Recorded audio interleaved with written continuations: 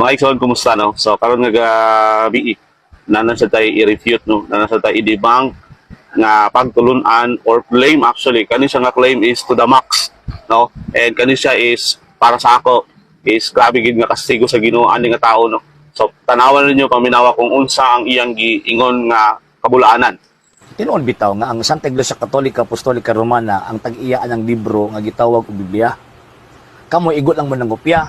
Okay, so see, unsa yang claim no? So ang yang claim nga ang Biblia daw is ang nanagiya no, is ang mga dako nga pundok no, ang RCC. And mind you, mga igsoon no, nga ang gingon diri sa pulong sa Ginoo 2 Timothy chapter 3 verse 16 to and 17. Dili Katoliko ang naghatag o ang tag-iya aning Biblia no. Atong basahon no, Biblia lang gid ta igsoon no, dili ta magpataka kay mahitabo nga maparitahan nga tao. So 2 Timothy chapter 3 verse 16. Unsa gingon diri sa pulong sa Ginoo? Kung namo Biblia palihog tanawa no, ingon dinhi all scripture is given by inspiration of God no, ingon din ha of God, and it is profitable for doctrine, for reproof no, for correction, for instruction in righteousness. 17. That the man of God may be perfect, thoroughly furnished into all good works. So see, all scripture is given by inspiration of God. Ibig sabihin, kani ang Biblia, ang scripture, tanan nga scripture, the whole book, the whole Holy Bible, no, is given. Meaning, ihatag sa Ginoo. Dili ang Katoliko Romana or ang RCC ang naghatag ani nga Biblia. Dili ta ako no, dili ta mahimo ba nga angkon-angkon no, mao gina sila no, angkon-angkon, gabi dagan nilang claim. Now, gi-claim na gid nila no nga ilaha daw ni. Actually, para pulong sa Ginoo, no? Gikan sa Ginoo ang pulong niya. Dili sa kung gikan sa kung unsa nga grupo nga grabe ra ba ka kulto. Panalang dalaga ng Ginoo to, God be the glory. Basta mamutbot na gani ning mga sulpot, mura yun ni sila o tawag ini nga correct. Mura ba ka na bitawng true. Basta maminaw ka ani nila ilabi lang katong mga nakabalo sa gitawag pagtuong Katoliko kining ilang gipangyawit mo ning tinuod. So ato ani tubagon og tagaan og reaksyon kining nihatag pud og reaksyon sa ako ang gitawag og mga statement sa mga videos nga ato ang gipang-upload, and nagkatawa ko sa iyang tawag ining gimo, wag kasig kay ni to the max. Actually, ang atong claim na magud siya gitawag og proof. Dili man ta pareha sa ila, pareha aning ato ang amigo nga nag-claim nga appeal sila nga pwedeng mogamit ang balang kasulatan anya pagkahuman di magisa makatudlo. Og kinsa nagtudlo nila nga mamahimo silang appeal ni anang maong gitawag og balaang kasulatan. And sumala pa niya ang simbang Katoliko daw kuno, grabe daw kuno ka gitawag og kulto. Wa siguro siya kasabot unsay meaning anang kulto. Actually kanang quote, it is a way or practices nga tawag anang giact as worship and the belief sa usa ka gitawag og pundok, sa usa ka relihiyon o sa usa ka gitawag og sekta. Pero diri sa Pilipinas gigamit na nga term as negative presentation concerning sa usa ka pundok na din, instead of mutuo sa Ginoong Dios dito na hinuon mituo sa ilahang mga founders. Para pareha ani karon. Kung tinuod pa ni nga kining atong amigo nakasabot gid ni siya sa gitawag og termino nga kulto, dapat wala na siya sa iyang ugaling pundok. Na sa Santa Iglesia Katolika Apostolika Romana ngano man kay ang Iglesia Katolika Apostolika Romana gitukod man ng Kristo. Si Kristo may nagpundar ni ana. Kung si Kristo ang nagpundar ni ana, si bisan kinsa nga dili mo dawat ana or mo kontra ni anang maong gitawag og punduka or kanang maong simbahan na ang tawag ana kulto. Kaya instead of motuo ka, musubmit ka sa simbahan nga gitukod ni Kristo, kang Kristo mismo og sa iyang gitawag og mga sinugo, naghimo makagimuhang kagalingon. So kulto na. Parehaan ni ron. Nagpadayag-padayag siya sa iyang katawag ining kaugalingon. Instead of motuo siya sa Biblia, og tawag ining sa responsableng gisugo sa pagtudlo ni anang maong gitawag Biblia, naghimo man siya ihang kaugalingon. So buti pasabot ang tawag ana kulto. Mo ni ang kulto dili Iglesia Katolika. Kay Iglesia Katolika si Kristo may gitukod. Kamo kanang inyong pundok gitukod man na sa sulpot, mabato ka mga tagak. Mo na nga ang tawag sa inyo kulto. Di ba? Di lang Iglesia Katolika ang kulto. Number 2, kabakakan daw akong gisulti nga ang nanag-iya sa libro nga gitawag og Biblia ang Iglesia Katolika Apostolika Romana. Abi ninyo giunsa lang niya pag-twist ang gitawag og mga pulong kay para ingnon nga tinuod siya. Ang gibasa niya ang 2 Timothy chapter 3 verse 16, gihatag ang tawag ining balang kasulatan, gilamdag kini gikan mismo sa Dios. Nag-ingon ba kung Iglesia Katolika Apostolika Romana ang naglamdag sa Biblia? Wa ko musultian na ang akong giingon. Tatog tinaw kong ingon, tinaw pa. Kung kasabot yun mo, ang libro nga gitawag og Biblia, ang Iglesia Katolika mo ay tag-iya ana. Nga naman, wa man na nagparasyoot. Yung langit pa dong kalibutan, naman siya responsable mga gisugo aron mamugna ng gitawag og Biblia.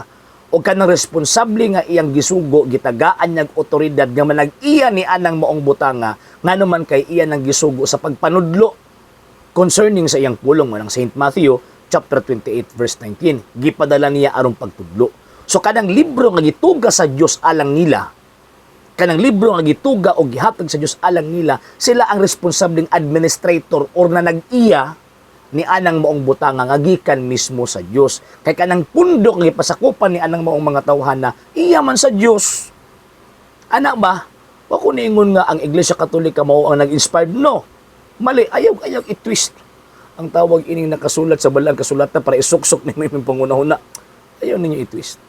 Pagpamakak na o pagbutang-butang na. So again, ang Santa Iglesia Katolika Apostolika Romana ang nanag-iya sa libro nga gitawag og Biblia, nga naman kay di na magawas ng Biblia, di na mag-exist ang libro nga composed of Old and New Testament nga giusa o gitawag og Biblia kung walang Iglesia Katolika Apostolika Romana. Gani kusog man gani kay mo muingon nga ang Biblia pulong sa Dios. Wa man na mabasa sa Biblia. Di man na mabasa sa Biblia nga ang Biblia pulong sa Dios. Di ka makabasa na. Tagay daw ko niyo sa tasbe. Nga namulong ang Kristo, namulong ang mga apostol nga ang Biblia pulong sa Dios. Wala. Di ka makabasa na inspiration. Pero never or nung ka nga niingon ang balang kasulatan nga ang Biblia pulong sa Dios. No. Kasi minasulti ana nga nito ang mga Katoliko og apil pud mo. Ituo pud mo. Nakusukuhan pa ba ka na bitaw nag-apil-apil pud mong tuo ba? Kisa man ang namulong ana nga ang Biblia pulong sa Dios, ang Santa Iglesia Katolika Apostolika Romana. Kung dili pa iya sa Dios ang Iglesia Katolika ug dili pa siya na nag-iya ni anang maong gitawag og Biblia nga gikan mismo sa Dios, dili siya makadetermine na kana pulong sa Dios. Di mo motuo na kana pulong sa Dios. Kung tinuod gyud mo nga nasubak sa Iglesia Katolika, ayaw mo tuo nga ang Biblia pulong sa Dios.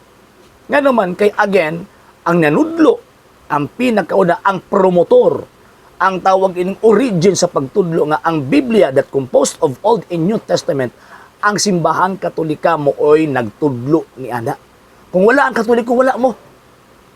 Kung may Katoliko, why Biblia pulong sa inyong tuuhan?